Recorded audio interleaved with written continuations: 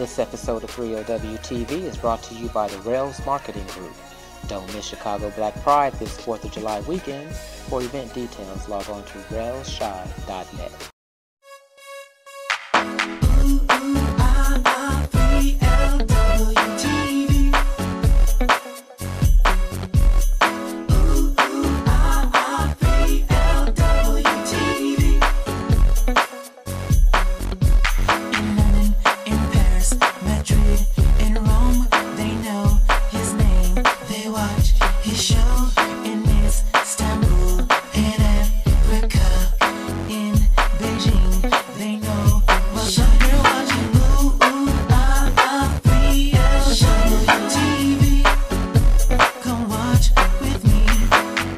Welcome to 3OW-TV. I'm Lonnell Williams coming to you from Midtown Atlanta, Georgia, where I'm outside the world famous Outwrite Bookstore. And today, the legendary Pam Grier will be signing her new book, Foxy My Life in 3 Acts. Fearless, forthcoming, funny, and fierce. Actress Pam Grier's phenomenal career has spanned 4 different decades and shows no signs of slowing. Currently on tour to promote her long-awaited memoir, Foxy My Life in 3 Acts, the timeless beauty recently appeared at Outwrite Books in Atlanta, where she was greeted by a packed house of well-wishers anxious to meet the international icon. There truly is nobody else like this foxy lady. Please join me in welcoming to Outwrite Miss Pam Grier. Thank you for the invitation. It's so wonderful to be here.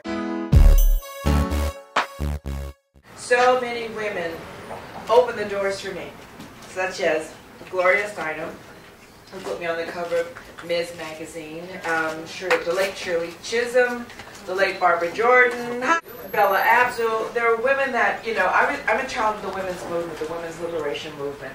And we were just fighting for equality, just for my mother, my grandmother, my great-great-grandmother, who were descendants of the Underground Railroad, the Black West, homesteaded in Colorado before it was a state. Women who could handle horses and guns and went hunting and fishing from Colorado. They taught me that, so I brought that to the movies. Scary, wasn't it? How you become a great actor. It's being it, doing it.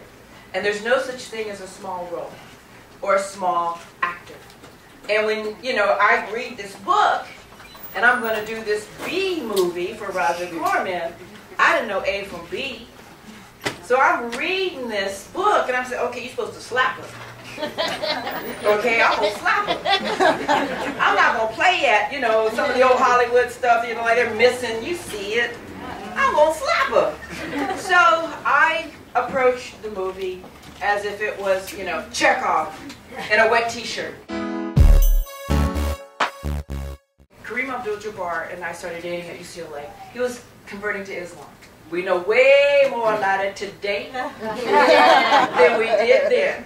Okay, it's a monolithic community, but it's varied. There's moderates, conservatives, fundamentalists, radicals, and I was saying, Kareem, who are we as a couple? And one day he says, you know, baby, happy birthday. Now you're going to commit. I said, well, Kareem, you've only given me 3.5 months. You've had 3 years to embrace it. And from an Eastern sensibility, it's fair to women. No education, you walk behind, you can't talk to men, you can't be in the same cab with the men, you can't shake their hands, a lot of issues. And from a Western, we say it's unfair to women. It's no. So I'm in the middle of this women's movement crisis. Okay, I'm a child of, you know, I'm like, okay. So what do I do here? Because this is a good man right here. He's 7'2". He thought I could influence him and go in cold turkey. He wanted to stop doing drugs. He wanted to know who he was because he'd been doing drugs since he was 13 years old. He wanted me to move in and I wouldn't because I'm so independent.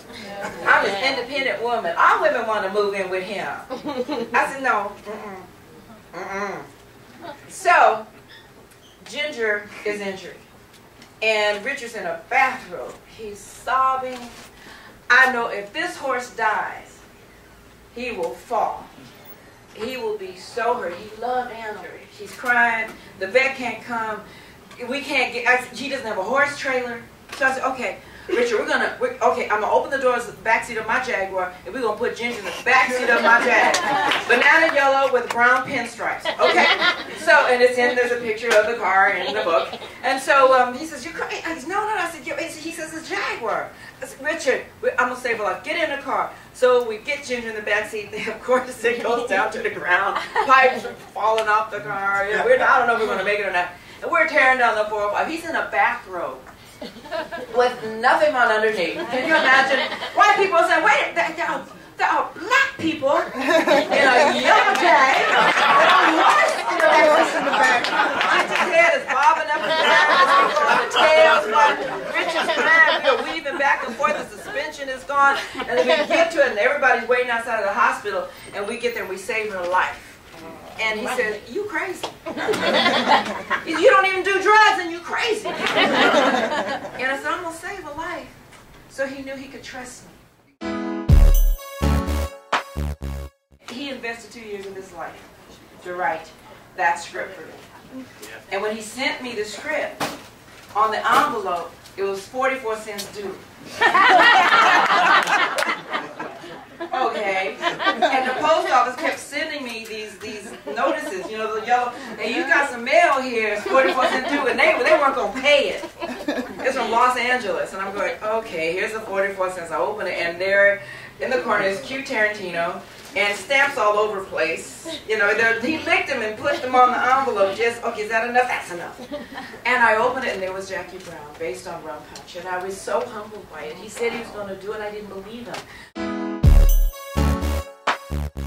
So there are events in there where I choose to wreck a car, to save a house, walk away from 7-2.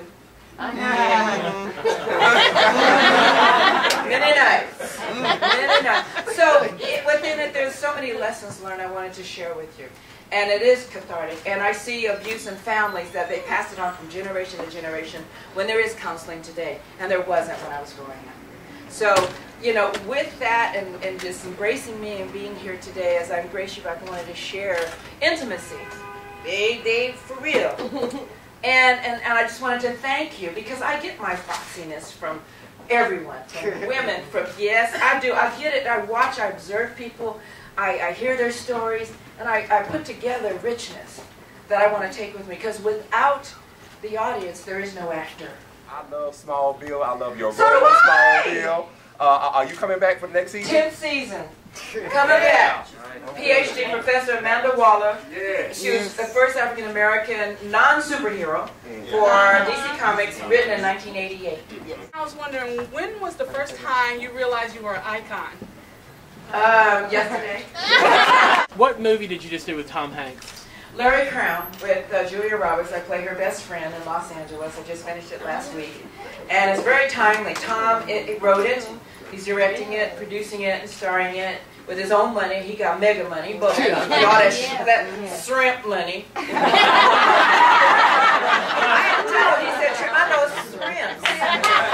Shrimps, Tom. And I call him Mr.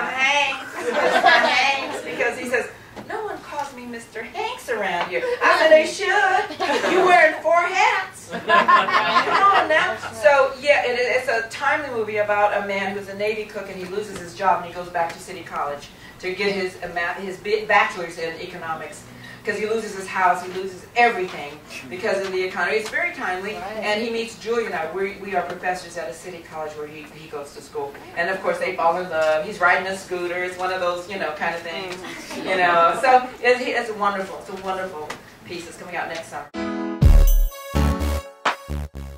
When you survive cancer, I sought Eastern medicine in Chinatown. The yin and yang, a balance of life, and you are my balance. And I just want to thank you so very much for being here. This is extraordinary. Namaste.